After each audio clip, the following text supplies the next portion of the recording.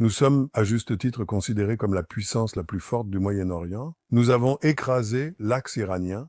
Nous avons révélé que l'Iran n'était pas la superpuissance, ni la puissance écrasante qui intimidait toute la région et au-delà. Israël est puissant, alors les nations se tournent vers lui. Donc je pense qu'en fait, les accords d'Abraham ont maintenant une opportunité. Nous avons une opportunité de les étendre à d'autres pays.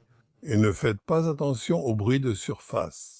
Je vous dis qu'en dessous de la surface, il y a des avancées importantes que nous réalisons. L'Arabie saoudite va bientôt reprendre les discussions avec Israël. Je l'espère, mais je préfère éviter les déclarations publiques, car je ne pense pas que cela soit utile. Je pense qu'il y a soit un intérêt mutuel, soit il n'y en a pas. Et je pense qu'il est en fait plus fort que jamais. Donc les acteurs en jeu ici au Moyen-Orient sont assez compliqués. Je pense que c'est une façon diplomatique de le dire. Comment Israël perçoit-il le Qatar et la Turquie qui semblent jouer sur les deux tableaux? Adopter des positions pro-occidentales tout en poursuivant des intérêts contraires à ceux de l'Occident?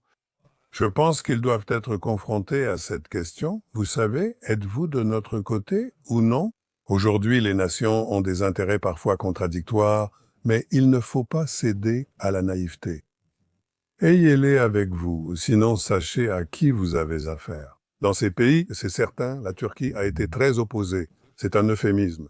Très hostile à Israël et au sionisme. Et le Qatar a eu ses problèmes, son implication dans les universités américaines, Al Jazeera, qui empoisonnait littéralement l'esprit de milliards de personnes.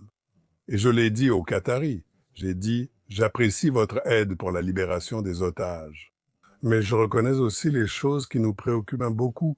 Nous souhaitons que vous vous éloigniez de cela et deveniez un partenaire positif. » Et je l'ai dit assez ouvertement, et je vais le redire, je le dis ici. Nous gardons les yeux ouverts.